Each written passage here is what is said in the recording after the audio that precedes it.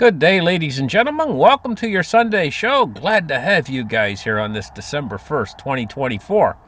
Thank you for tuning in. Boy, I got some interesting stuff for you guys. First off, I want to make a disclaimer. We're going to be talking about UAPs for a few minutes here. And there's a prediction about UAPs. I'm not on here saying that these stories are absolutely true or whatever. Maybe it's true, maybe it's not true. You're going to have to make up your own mind. But we're going to delve into this UAP story that's going on the internet right now, and it's being talked about a lot. Let's just put it that way. I've been looking across the internet, and I see these UAP stories going out there right now. About a UAP outbreak, or an outbreak of UFOs. You've heard of UFOs before, unidentified flying objects. Well, they changed the name of them to UAPs. And so they don't know what they are. But there's a whole bunch of them popping up here, there, and everywhere across the United States, and they seem to be in the form of orbs or round objects. And people have been seeing them, and it's a worldwide outbreak right now of people seeing them in the skies. And in some cases, it's almost frightening for people because they see them. It goes back, like, it's very similar to what was happening during a case years ago that was called the Phoenix Lights. Now, let's take a look at the picture of the Phoenix Lights. It didn't really look like much. Here's a picture behind my head of them. It was filmed over Phoenix, Arizona, and you can see they popped on almost like light bulbs being popped on in the sky in a row, you know?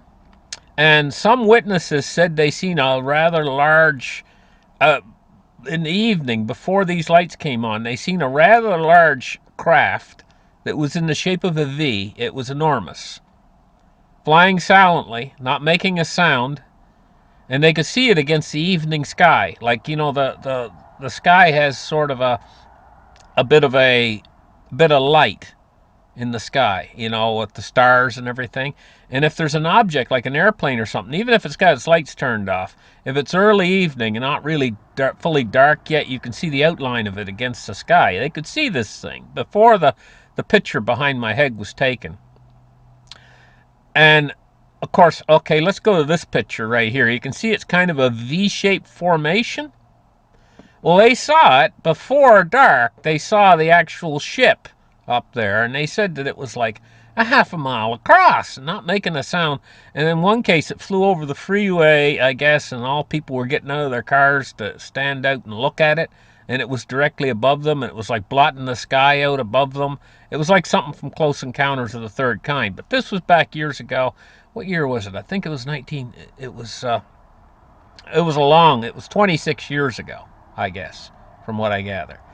But this case that's happening now, you can see how it looks like, looking at this picture on his right here, you can see how it kind of resembles the Phoenix Lights. But they say they're orbs. And it's very interesting. Out in Manchester right now, I guess at their regional airport, or their airport, they've been, let me see, I got some pictures here for you guys. Here's the picture. Here's a photograph. And it doesn't look too unusual, but let me point it out to you guys so you can see it. It was right on the runway. It was hovering in the air with just enough room underneath it where maybe you could put your foot or something. And here it is on the left-hand side of the picture. See that ball that's in front of the airplanes? Let me zoom out so you can get a full scale of what we're talking about here. See? It was parked out on the runway. But it was hovering. It wasn't touching the ground. It had enough space underneath it. You could probably put your hand or your fist or your foot underneath it, between it and the ground. It was still hovering a few inches above the ground, just floating. Right? But moments before, it was seen flying through the sky like a ball. Now, that doesn't look very big to you guys. Let me zoom in on it again. But when you compare it to these airplanes out here, these pylons on the runway here and behind it, you can see a number of pylons. Those pylons are probably like about 3 or 4 feet high, maybe even 6 feet high. You can see it's probably about as high as the airplane wheels that are in the foreground. I'm estimating it's probably about 6 feet high, maybe 7 feet high, this ball. It's big enough where a man could easily get inside it. Or it could have something inside it. It's big enough for that. But it's not near as big. It's about the size of the aircraft engines. It's about the size. Estimating its size, I would almost say it's probably about the size of a, say, one of these garbage containers, a garbage bin. These big garbage bins they put garbage in, like behind a restaurant or something. It's about that size, or maybe the size of a very small car. A very small car, like a Smart for Two car, one of those little cars. I like to call them kick butts. Anyway, that's the size of the thing, roughly, and it parked itself out on the runway. But what I want you guys to notice in this picture, can you see them? In this picture? Can you see them? In the sky behind it? Over here, it's very, very hard to see them. Now I'm going to show you another picture. And in this other picture, I think you'll be able to see them better. Because this picture's like light blasted. They put it through Photoshop or whatever and light blasted it and stuff. And I think you'll be able to see them in this other picture. Here. Now this is the same picture. It's been like light blasted. Can you see them now? Now you can see them easily. But you could have saw them if you knew what you were looking for in the original picture. These two round things. One to the right and one to the left of the side of the airplane. But what you notice is they're far away. They're way in the background. This one is being blocked by the trees in front of it. The trees on the edge of the runway. This one on the left-hand side. This round circle in the sky. It's being blocked by the trees in front of it, meaning it's some distance back away from the airport. I don't know. It might be a half a mile away. But that would make it huge, that round circle. Way bigger than the airplanes. And those are like big 737s or whatever, on the runway there. They're big airplanes. They're big jumbo jets. This is way bigger, whatever it is. This round thing in the sky. And it's got trees in front of it. Now let's go back to the original photo, the other photo again, and now you know what you're looking for. You can see them in the original photo. Just a second here. Now look, and you can see them. You can see it, kind of, over there behind the trees. See where I'm circling my mouse cursor? It's over there behind the trees, and there's another one over here to the right. And they look like they're hovering in the air, maybe 100 feet high, and they're huge. They're huge. That thing over there behind the trees might be a half a mile away. It's way farther away than the aircraft. And it looks nearly as big as the aircraft from that distance. So it would be multiple, probably 10 times the size of those big aircraft there. Off in behind those trees. But the next thing about it is you can't really see it. If you looked quick, you'd never see it. Now, you guys remember on Star Trek, they used to have something called cloaking systems. Now, this is all just science fiction. And what I'm talking about now is all just science fiction, so don't take it too seriously. But they used to have something on Star Trek that be like they called it cloaking. And so the Romulans or whatever would be coming after Captain Kirk, and they'd have their ship and they'd come flying in. And then the Romulans, he says, they're operating their cloaking device, sir. And they'd turn the cloaking device on. The ship would go. So where is it? Where did it go? Disappeared. It's still there, but it's cloaked. It's got some sort of an electronic device that goes around it and makes it so that you can't see it. Well, similar thing happens with our sun. they can see stars and stuff on the other side of our sun, looking through our sun, because the sun actually bends the light around our sun because of the gravitational forces of our sun are so strong that actually gravity will actually bend light.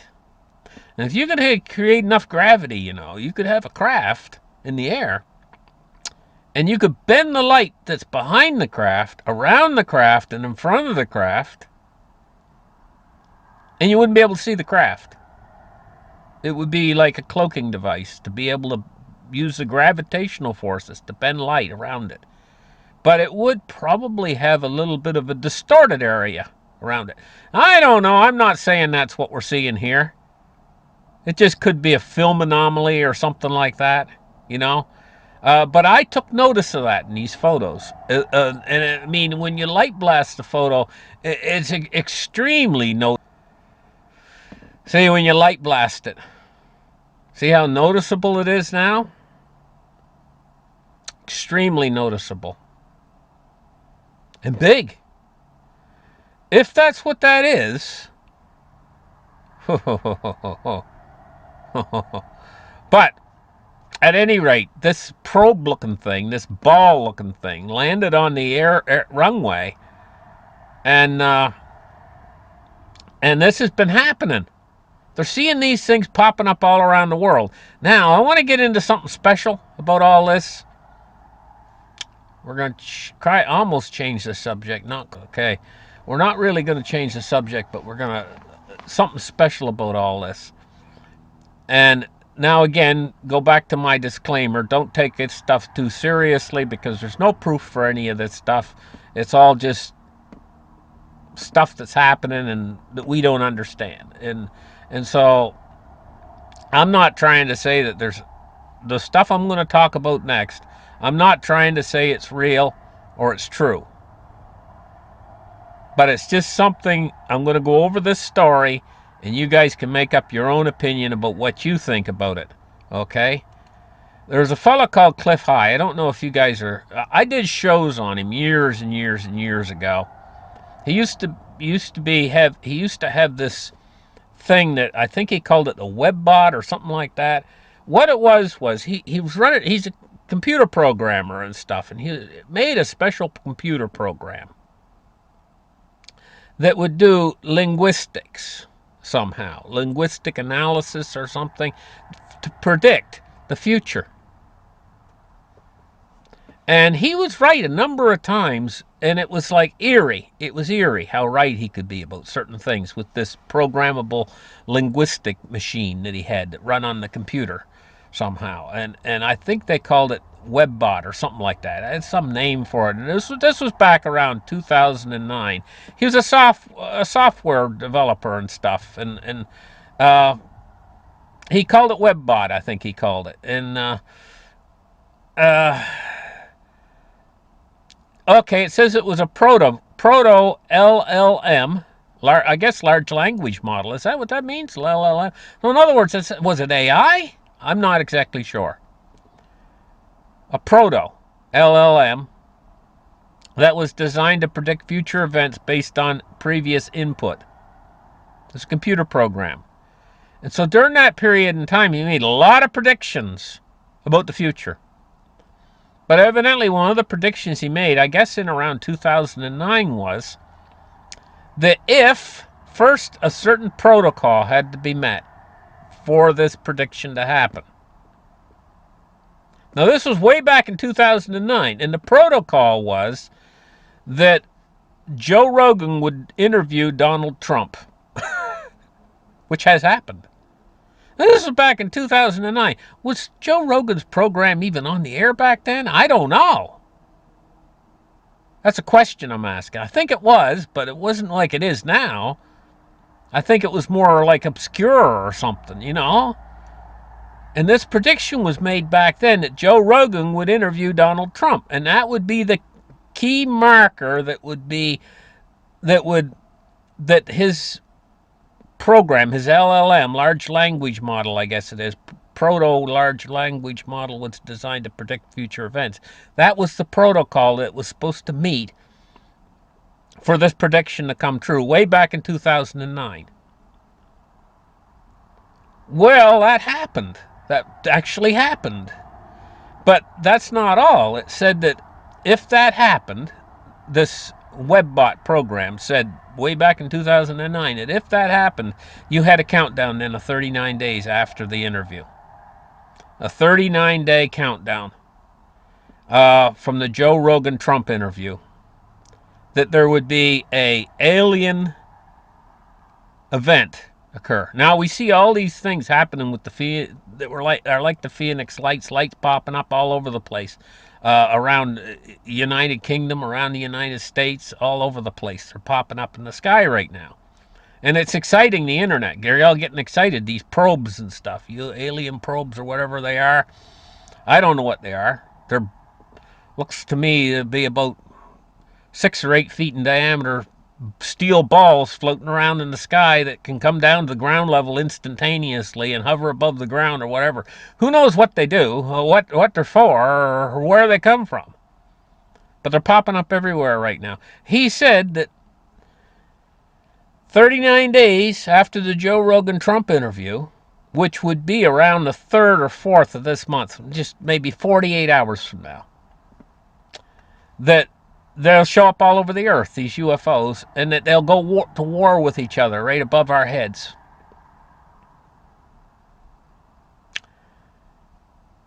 Unbelievable. But that's what the prediction is. And that's why I'm putting a disclaimer on here is I don't know. I don't know. I'm just telling you guys the story.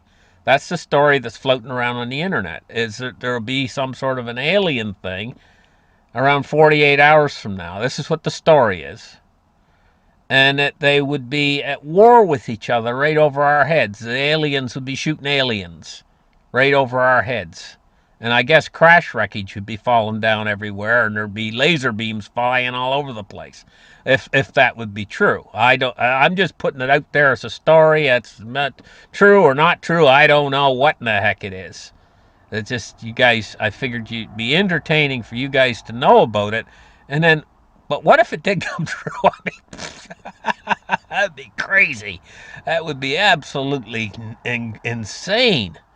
Uh, but there has been stuff like really weird stuff happening, like the Phoenix lights and like what's happening right now with all of these UAPs popping up everywhere.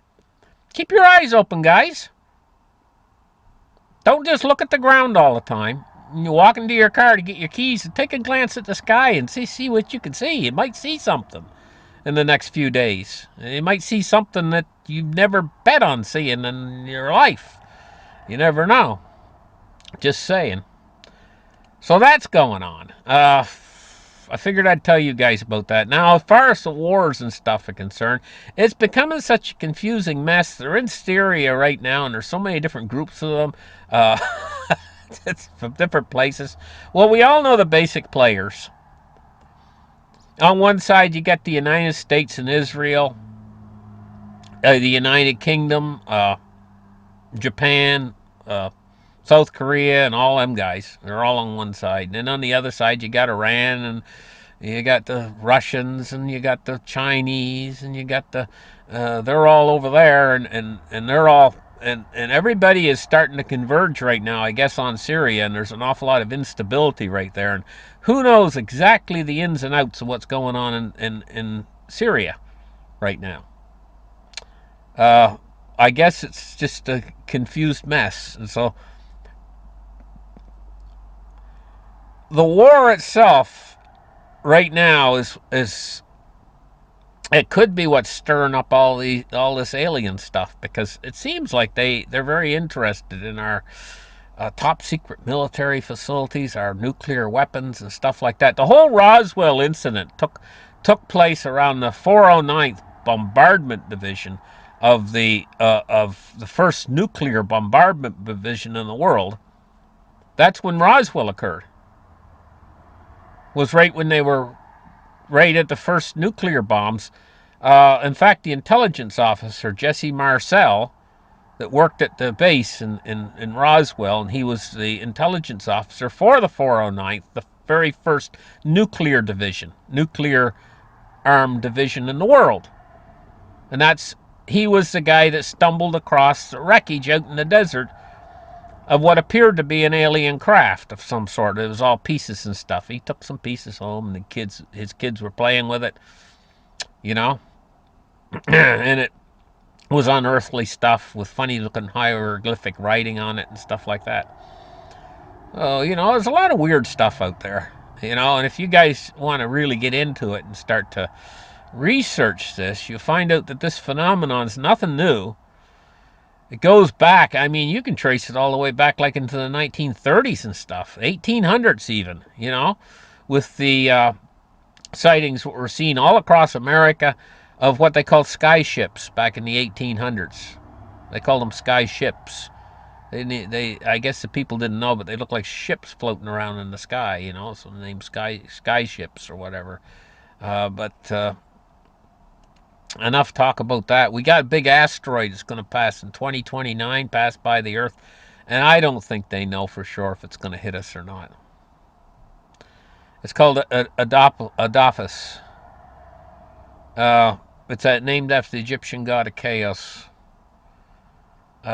It's garnered significant attention, and they're saying it's going to miss us very, very close. They say it's 340 meters diameter and size. So it's not an Earth killer, but at 340 meters in size, it's a continent killer. Especially if it were to hit in the water. And the Earth's got a lot of water. If it were to hit in the middle of an ocean, a 340 meter in size, it would just about knock all the water out of that particular ocean up on land.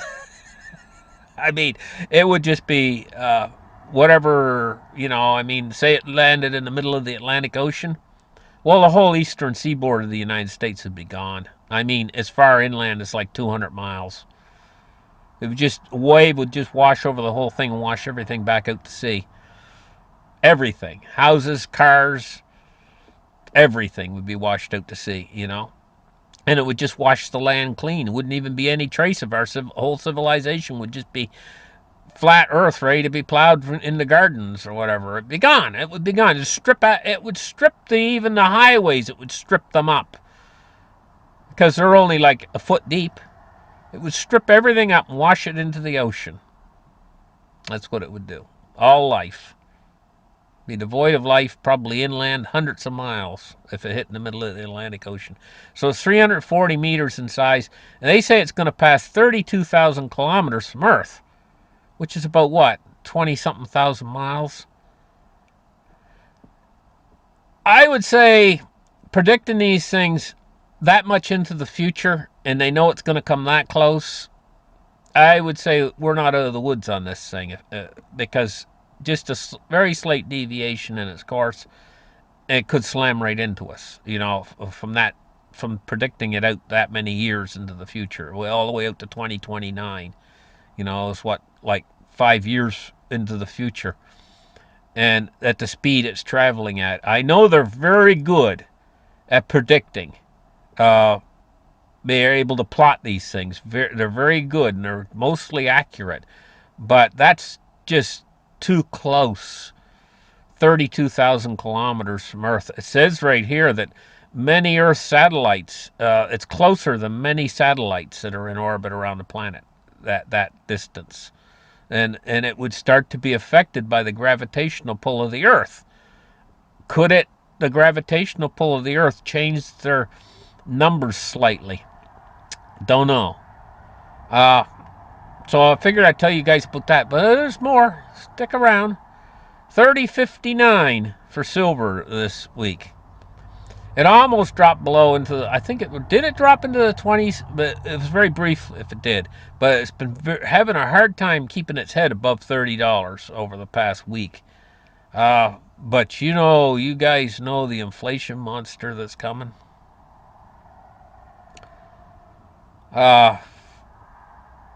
Both of these sides, they talk a big game and everything. The two sides of politics in the United States, they talk a big game and everything. But what they're going to do and all this kind of stuff. But when it really comes down to it, looking back to the Trump administration, they spent one heck of a lot of money, and they will again. They're not going to balance no American budget.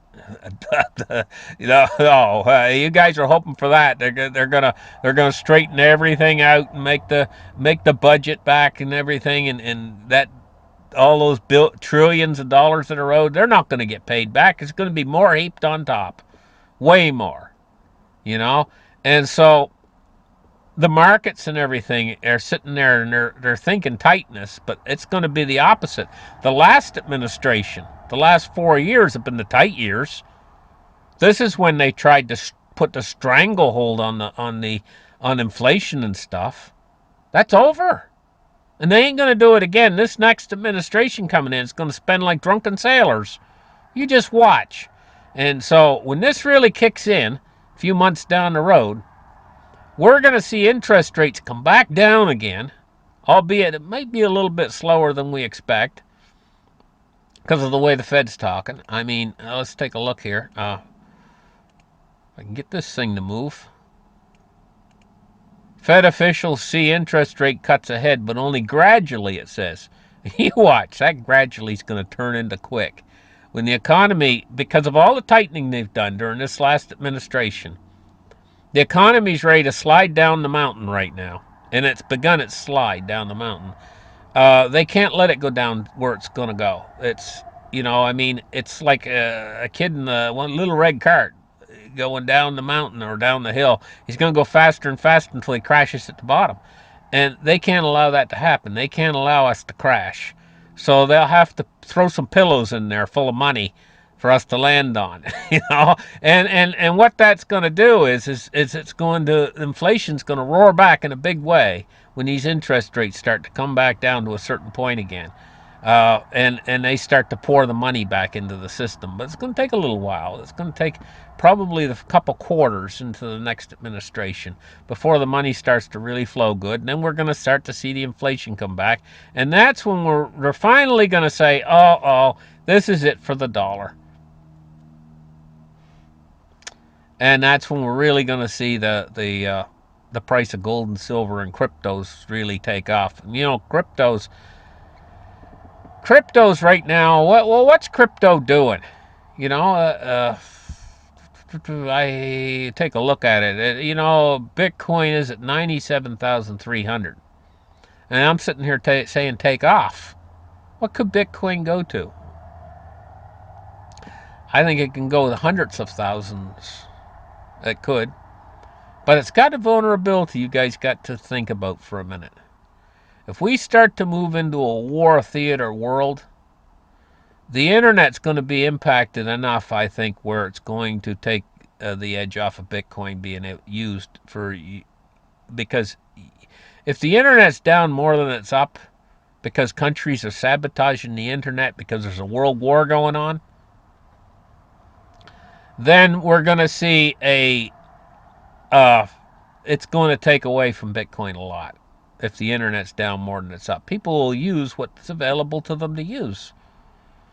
There's a reason why they used gold and silver as money for thousands of years. It's because we didn't have an internet.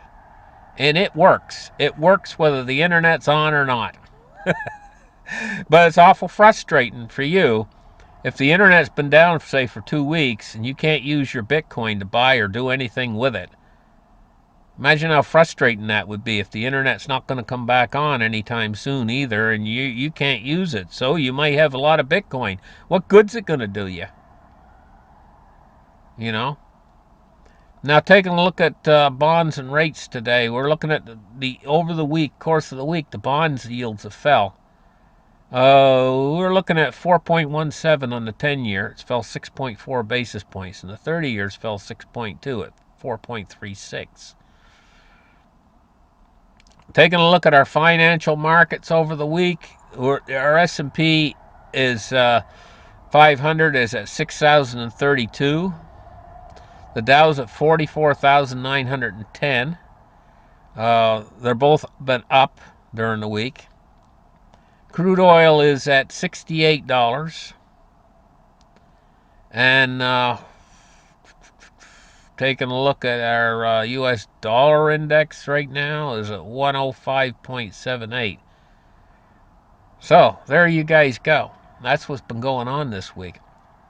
So I find that highly unusual, that webbot prediction, you know.